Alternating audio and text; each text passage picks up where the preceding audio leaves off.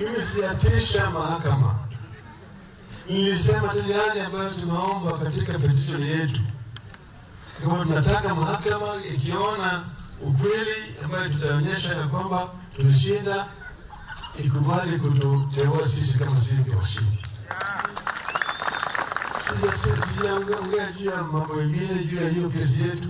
Wanawake mimi mwenyewe najua sana, mimi mtu mstaarabu. Siwezi kuongea juu ya kesi ambayo iko mbele mahakama. Hapana. Kuna mwingine anasema huku leo atio sisi tutaona vile tutaweza kupunguza gharama ili tuweze kutoa huduma kwa wananchi na kadhalika. Nasema hapana. Shida ya Kenya sio mambo ya gharama. Shida ya Kenya ni mambo ya ufisadi.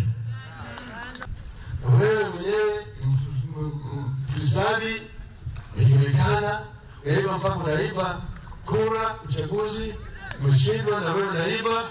Sasa wewe unaanza kuongoza namna gani?